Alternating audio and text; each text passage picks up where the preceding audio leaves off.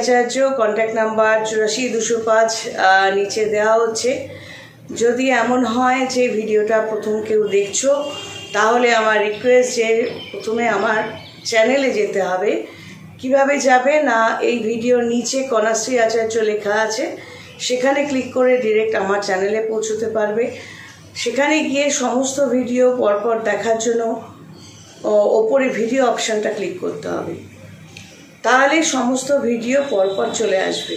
আগের ভিডিও, বহু পুরনো ভিডিওতে আমার ফোন নাম্বার ছিল 9007543767, এখনও এটাই আছে। বাট আমি বহুদিন ধরে নতুন ফোন নাম্বারটা দিচ্ছি আমার সুবিধের জন্য, যে 84-205-82-83-1। যারা পুরনো নম্বরে ফোন করছো, সেখানে একটা ইন্টেলিজেন্সের অভাব তো দেখা যায়, এবং অনেকেই ফোন করছো যেহেতু এই ভিডিওটা ফ্রি কনসালটেন্সি কীভাবে পাবে সেই জন্য। তো অনেকেই পুরনো নাম্বারটাতে ফোন করছো, অর্থাৎ ব্যাপারটা হচ্ছে যে হয় আমি দেখলাম না, দু একটা ভিডিও শুনলাম কি বুঝলাম না, ফোন লাগিয়ে দিলাম। আর আরেকটা কথা হলো যে ও পুরনো নাম্বারটাতেই ফোন করি, নতুনটা কি দরকার। তো বিভিন্ন রকম মেন্টালিটি কাজ করে। তো আমি প্রেফার করছি যে যারা ফ্রি কনসালটেন্সি পেতে চাও, কিভাবে পাবে আমি আবারও বলে দিচ্ছি। আর 84-205 নাম্বারে প্রথমে নাম, পদবি, গোত্র, যে ক্লায়েন্ট ফ্রি কনসালটেন্সি পেতে চাইছো তার নাম, পদবি, গোত্র, দু হাতের রেখার ছবি, হাতটাকে এভাবে রেখে ছবিটা নেবে, আঙ্গুল ফাঁক করে নেবে, আঙ্গুল উপর করে নেবে, এভাবে জড়ো করে এবং ফাঁক করে, সেম জিনিসটা এই হাতে এইভাবে ছবিটা নেবে। দুটো হাতের রেখার ছবি হলো। এবার ফ্রন্ট ফেস পিকচার, সামনে এইভাবে সেলফি নেবে, কোনো মেকআপ না, কোনো সানগ্লাস না, নাথিং, কোনো সাইড ফেস নয়। এবার লিখতে হবে যে তোমার কি প্রবলেমটা কবে থেকে ফেস করছো। চাকরি হতে পারে, নিজস্ব কোনো পরিবেশ সম্পর্কিত হতে পারে, নিজস্ব যে কোনো ব্যাপার হতে পারে, কিন্তু সম্পর্ক নিয়ে যদি কোনো ব্যাপার থেকে থাকে, তাহলে তোমাকে লিখতে হবে তোমার অপোজিট সেক্স, তার সাথে তোমার আলাপ কোথায় কিভাবে হয়েছিল, কোন প্ল্যাটফর্মে আলাপটা হয়েছিল, এবং কবে থেকে সমস্যাটা শুরু হয়েছে, কারণটা কি। এগুলো লেখা থাকলে আমাকে পাঠিয়ে দিলে, এবং তোমার নাম, পদবি, গোত্রটা থাকলে, এবং অপোজিট সেক্স যার সম্পর্কে তুমি লিখবে তার নাম এবং ছবিটুকুই লাগবে, এবং সে কোথায় বাস করে, কি করে, ব্যাস এইটুকুই। তো এগুলো পাঠিয়ে দিলে যখন আমি কল কথাটা লিখবো, তুমি কল করবে। 10 মিনিট, 15 মিনিট, ফ্রি থাকলে 30 মিনিটও আমি ফ্রি কনসালটেন্সি দিই। তো সেখানে কি জানতে পারবে যে তুমি যা যা কোয়েশ্চেন করেছো তার সলিউশন কীভাবে হবে, সেটা তুমি জানতে পারছো। এবার যে সময়টা আমি ফোন করছি, সেই সময় যদি আমাকে বসে বসে জিজ্ঞেস করতে হয় কোয়েশ্চেনগুলো, এবং তখন তুমি বলবে হ্যাঁ হ্যাঁ পাঠিয়ে দিচ্ছি। আমি সত্যি কথা বলতে কি, ইডিওটিক ব্রেন, ডাল ব্রেন, ইলিটারেট, এই জায়গার জিনিসগুলো আমি খুব ডিসলাইক করি। দেখো, ঘুরিয়ে ফিরিয়ে কথা বলার, প্যাচ মেরে কথা বলার অভ্যেস আমার কোনো কালেই ছিল না, যার জন্য আমি ছোটো থেকেই কিছুটা এরকম, ছোটো থেকেই জ্যোতিষী ছিলাম না, কিন্তু আমার পার্সোনাল বন্ধুর সংখ্যা, বান্ধবীর সংখ্যা, বা প্রতিবেশীদের সাথে মেলামেশা, আত্মীয় স্বজনদের সাথে অতি আদিক্ষেতা, এগুলো থেকে সবসময় আমি একটু অ্যালুফ থাকতাম। অনেক সময় আমি কারণ খুঁজে পেতাম না। ছোটোখাটো ব্যাপার নিয়ে সমালোচনা চলতে থাকেই, সে যে কোনো সম্পর্কে, আত্মীয় স্বজন, প্রতিবেশী, যেখানে হোক। কোথায় যেন আমার মনে হতো যে এই একটা সাবজেক্টেই এরা ঘোরে কেন। আজও আমি একই রকম আছি, যার জন্য আমার কিন্তু কোনো সময় মনে হয় না যে আমি অনেক বন্ধু বান্ধব নিয়ে চলছি না বলে আমার কোনো সমস্যা হচ্ছে, কোনো কালই হয়নি। আমি কোয়ালিটি টাইমটা পছন্দ করি, কোয়ালিটি মাইন্ড পছন্দ করি। এবার শিক্ষার জায়গাটা, পড়াশুনোর জায়গাটা দিয়ে মানুষের একটা শিক্ষা অবশ্যই আসে। আরেকটা শিক্ষা হয়, সেটা হলো তোমাদের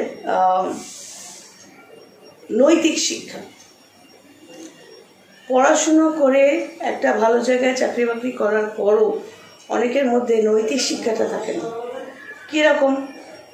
সহজ সরলভাবে কথা বলা, কারো সম্পর্কে পুরোপুরি না জেনে সমালোচনা করা, এটা অতীব খারাপ কাজ। কোনো মানুষের সম্পর্কে কমেন্ট পাস করতে গেলে তাকে পুরোপুরি জানতে হবে, আর নাহলে বলতে হবে আমি ঠিক ওনাকে পরিচিতি আছে, আমি ঠিক ওনার সব জানি না, তাই কমেন্ট করতে পারবো না। এবং অমুকের এটা করা উচিত, তমুকের এটা করা উচিত, এই দিগ্গজ ভাবগুলো আমার ক্ষেত্রে কেউ যখন সলিউশন চায় তখনই আমি বলি, আদারওয়াইজ আমি কিন্তু গাইছে কারো সম্পর্কে কিছুই বলি না, চুপ করে থাকি।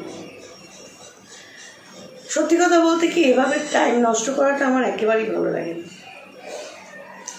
তো ফ্রি কনসালটেন্সির ব্যাপারটা বললাম, এই ডেটাবেসগুলো পাঠাবে, ওয়েট করবে, আমি যখন ফ্রি হব ক্যালকুলেশন করে কল করতে বলবো, তখন তোমার প্রশ্নের উত্তরটা জেনে নেবে। এবার কথা হচ্ছে বাকি কাজটা কিভাবে হবে। আমি প্রথমে ফ্রি কনসালটেন্সিতে একটা ডেট দিয়ে দিই, কিছু নিয়ম বলে দিই, তাতে যদি দেখা যায় কাজটা হলো 50% হলো কি 80% হলো, তাহলে তারপর যদি তোমার মনে হয় যে না আমি টাকা দিয়ে কাজ করাবো, তখন আমি ভিডিও কনসালটেন্সি করতে চাইব। ভিডিও কনসালটেন্সির একটা পেমেন্ট আছে, সেটা তোমাকে পাঠাতে হবে। ভিডিও কনসালটেন্সি করার পর তোমার কাজ তান্ত্রিক হিসেবে আমি হাতে নেব। জ্যোতিষী হিসেবে অনেক আগে এই লাইনে পা রেখেছি, আস্তে আস্তে পামিস্ট্রি মানে হস্তরেখা বিদ্যা, ফেস রিডিং, বাস্তু, একটার পর নিউমারোলজি, একটার পর একটা সাইডে শিখে গেছি। তন্ত্রটা তো আছেই, কারণ তন্ত্রটা আগেও বলেছি স্পিরিচুয়াল সিস্টেমের একটা পার্ট। প্ল্যান সেট করতে গেলে কিন্তু সবসময় ফুল, ঠাকুর, পুজো এগুলো দরকার পড়ে না, কিন্তু প্ল্যান সেটটা হলো একটা টেকনিক, একটা সিস্টেম, যে স্পিরিটের নিয়ে আত্মাদের সাথে কানেক্ট করা, তাদের থেকে উত্তর পাওয়া। এবার কেউ যদি মানো তো ভালো, না মানলে আরও ভালো। সঙ্গে আরও কয়েকটা কথা বলে দিই, জ্যোতিষী মানে হলো সে শুধুই বলবে, কোনো টোটকা দেওয়া, পাথর প্রেসক্রাইব করা এগুলো কিন্তু জ্যোতিষীর কাজ না। জ্যোতিষী কি বলবে, যে তোমার গ্রহ নক্ষত্রের পজিশন, তোমার date of birth, place of birth, time of birth দিয়ে তোমার জন্মছকে কীরকম আছে, এবং তোমার এই যে বর্তমান সমস্যাটা তুমি ফেস করছো, সেই সমস্যাটার কারণটা কী, এবং কী করে এখান থেকে বেরোতে পারবে। এই কী করে এখান থেকে বেরোতে পারবে ফ্রি কনসালটেন্সিতে এটা যে আমি বলবো, এটা কিন্তু জ্যোতিষী হিসেবে বলবো না, আমি তান্ত্রিক বলে আমি কিছু মন্ত্র বলতে পারি, কিছু টেকনিক জানি, যেটা করলে তোমার কাজটা কিছুটা হলেও এগোবে। এবার পেইড কনসালটেন্সি যেটা আছে, সেখানে অবশ্যই আরেকটু ভালো রেজাল্ট পাওয়া যায়, কিন্তু নিয়মকানুনের যে ব্যাপারটা, আমার অনেক পুরনো কাস্টমারও আছে, ধরাবাঁধা কাস্টমার, যাদের বিভিন্ন কাজ কন্টিনিউয়াস করতে হয়। সঙ্গে এটাও বলে দিই, মাঙ্গলিক কালসর্প যাদের থাকে তারা কিন্তু আলটিমেট অনেক কিছু পাওয়ার পর অনেক কিছু হারাতে বাধ্য হয়। কারণ হচ্ছে মাঙ্গলিক বা কালসর্প, মঙ্গল যদি লগ্ন চতুর্থ, সপ্তম, অষ্টম, দ্বাদশে থাকে, অথবা কালসর্প মানে রাহু কেতুর কোলের মধ্যে যদি অনেকগুলো গ্রহ থাকে, তাহলে এই মানুষগুলো অনেক চেষ্টা করা সত্ত্বেও নিজেদের সাকসেসটা পায় না, সম্পর্কের ক্ষেত্রে পায় না, বেইমানিটা বারবার ফেস করে, এবং নিজের সম্পর্কগুলো খুব বিচ্ছিরিভাবে কেটে যায়। তো এই মানুষগুলো যদি মনে করে, কেউ যদি বোঝায় মাঙ্গলিক কাটিয়ে দিয়েছি বা কালসর্প কাটিয়ে দিয়েছি, কেউ হয়তো তোমায় একবার পুজো করে বললো বা কাজ করে দিয়ে বললো, এবার তুমি ভাবলে ও তো কেটে গেছে, আর কোনো সমস্যা হবে না। সত্যি কি তাই হয়? অ্যাকচুয়ালি জ্যোতিষী তান্ত্রিকরা বলতেও চায় না, কারণ যেটা জন্মছকে আছে, মানে আগের জন্মের কর্মফলে তুমি সেটা নিয়ে জন্মেছো, সেটা তোমার কিছু না কিছু থেকেই যাবে। এবার যখন মঙ্গলের কানেকশানটা তুমি পাবে, সেটা গোচর ফলে হোক, দশায় হোক, বা রাহু কেতুর কানেকশান, কালসর্প থাকলে রাহু কেতুর কানেকশানে তুমি পড়বে, তখন ওই সমস্যাগুলো ঘুরে আসবে। এর বিকল্প কি, এর থেকে বেরোনোর রাস্তা কি? সেটা হলো কাজ করতে হয়, টাচে থাকতে হয়, নিয়মগুলো মেনটেন করতে হয়। আদারওয়াইজ কিন্তু প্রবলেম বাড়তেই থাকে। মানে কিছু কিছু রোগ থাকে যেটা কন্টিনিউয়াস ওষুধ খেয়ে যেতে হয়। তো এই ওষুধ খেয়ে যাওয়ার ব্যাপারটা কেউ যদি ডিসকানেক্ট করে দেয় তখন কিন্তু ওটা পরবর্তীকালে আবার গাড়িয়ে যায়। এবার যদি চেঁচামেচি করো যে আমি তো রেগুলার করছি কাজ, তাহলে আমি এটা পাচ্ছি না কেন, ওটা পাচ্ছি না কেন, সেটা পাচ্ছি না কেন, এটা মাথায় রাখতে হবে। আমরা যে যা পাই ম্যাক্সিমামটাই আমাদের আগের জন্মের কর্ম অনুযায়ী ফল হিসেবে আমরা পাই।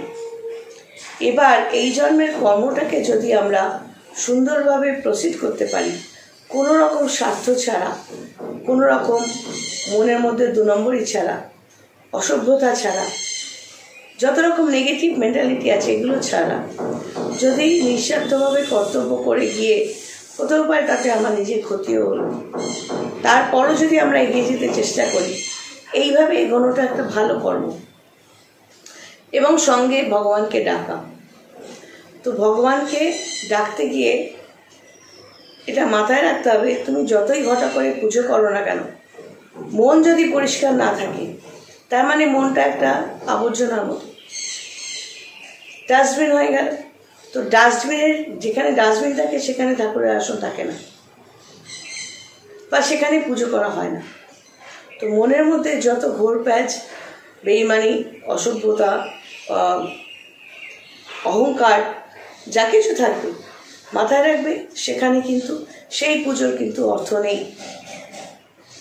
যত তুমি মানুষকে ঠকাবে বেইমানি দ্বারা, তোমার পুজো কিন্তু আদৌ গ্রহণযোগ্য নয়। ডাস্টবিনের পাশে পুজো হয় না, বারবার একই কথা বলি। পুজো করতে গেলে, ভগবানকে পেতে গেলে, তার আশীর্বাদ পেতে গেলে সবসময় পরিষ্কার মনের মানুষ হতে হবে এবং কোনো রকম ট্রিক্স ছাড়া এগোনোর চেষ্টা করতে হবে। নিয়ম করে ভগবানকে ডাকতে হবে। আর কোনো তান্ত্রিকের আন্ডারে থাকলে তার বলা নিয়ম মানতে হবে। তর্কবিদ্যা যদি তোমার ভালো থেকে থাকে খুব ভালো কথা, এটা মাথায় রাখবে। সব জ্যোতিষী তান্ত্রিকরা কিন্তু তর্ক করে তোমাকে বোঝাতে যাবে না। কোনো সময় তারা চুপ করে বলবে হ্যাঁ আমারই ভুল, তাতে তোমার লাভের লাভ কিছু হবে না। বুঝে বা না বুঝে তর্ক করার চাইতে নিয়মটা মেনে চলাটা অনেক বেশি সহজ নিজের জীবনের সফলতাকে ডেকে আনার জন্য। হয়তো অনেক সম্পর্ক হারিয়েছ, কেটে গেছে, কোনো কাজ হয়েও হচ্ছে না। ঠিকঠাক মতো চললে, নিয়ম মেনে চললে, কোনো জ্যোতিষী তান্ত্রিকের আন্ডারে থাকলে ম্যাক্সিমাম ক্ষেত্রে কিন্তু সবাই ভালো রেজাল্টই পায়। আজকেও গলাটা বসাই আছে কিছুটা। যাই হোক, সবাই ভালো থেকো। God bless and take care.